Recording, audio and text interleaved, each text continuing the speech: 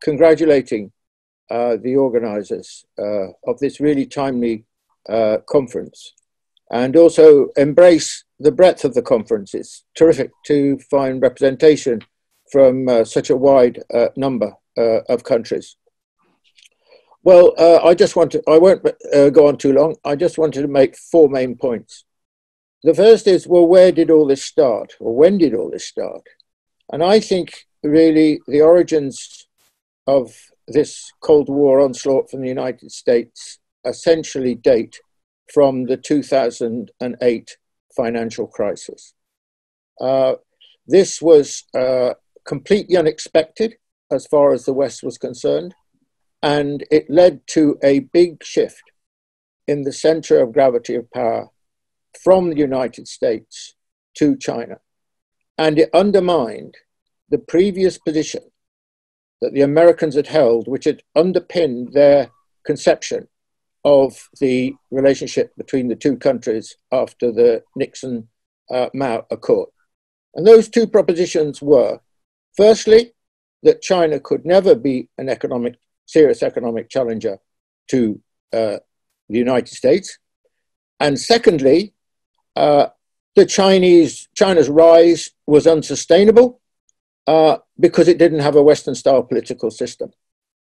Well, in 2008, 2009, that period, these positions were undermined. And I think basically the American governing elite began to shift its position and from something different. It now came to regard China not in that kind of potentially benign relationship, but as a threat to American global hegemony. And that process continued and developed, and of course acquired its present meaning with the election of Trump as the president in 2016.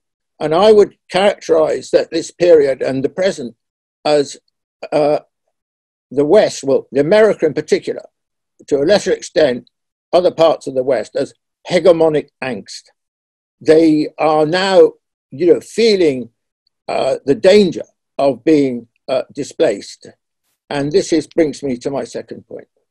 And that is that what this clearly shows is the inability of the United States as the presiding hegemon in the world to come to terms with the fact that it cannot continue in that position, that it's an unsustainable position, but it cannot bring itself to believe in it because, essentially the American DNA is that country has to be the #1 country in the world. But that is not possible. And we can see that already very clearly in all sorts of ways. But we're going to be witnesses to a very painful process, not just over the next few years, but I would suggest over quite a long period of America writhing, trying to prevent this trend, this inevitable, it seems to me, trend of its displacement as the most powerful country in the world happening. And I wonder whether, if I can just have a moment of more broader historical reflection, I wonder how long it will take the US and other countries like my own UK to come to terms with a world which is no longer Western dominated and Western centric. Hegemons find it very difficult to let go. I mean, even China, if you go back to the late 18th and early 19th century when China began its decline, it took 150 years really for China to come to terms with a different reality. And I think it's going to take the West, and America in particular, a long time to come to terms with this new sort of reality. Now, where are we now? Well, I think I've come around to the view that we're actually the Cold War has started. It's not the coming Cold War, it started. Of course, the last Cold War lasted a long time and it goes through many phases. So it's not a static situation. But I think we've now entered the new Cold War. And I think we should expect it to last quite a long time in reality, because the only thing that will bring it to a conclusion is if the United States shift its position. What does that mean? it comes to terms with the reality that it has to share primacy in the world with China. That is really the condition, it seems to me, that's the historical condition that has to change. When the Americans decided to, at 72 hours notice, close the consulate building, Chinese consulate in Houston, my reaction was rather the same as Wang Wen said earlier on. I would not be surprised if the United States doesn't break off diplomatic relations with China well before the presidential election. Of course, this is all part of the theater of Trump's re-election, but I think that is definitely a possibility, taking us back to before 1979 when Carter came to recognize China, give diplomatic relations to China.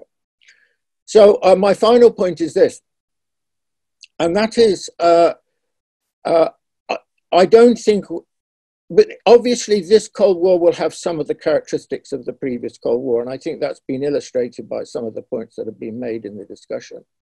But I don't think it will be a rerun of the last Cold War. And I would say that for various reasons, but I would just like to highlight two reasons why I feel that to be the case. Firstly, China is far stronger than the Soviet Union ever was.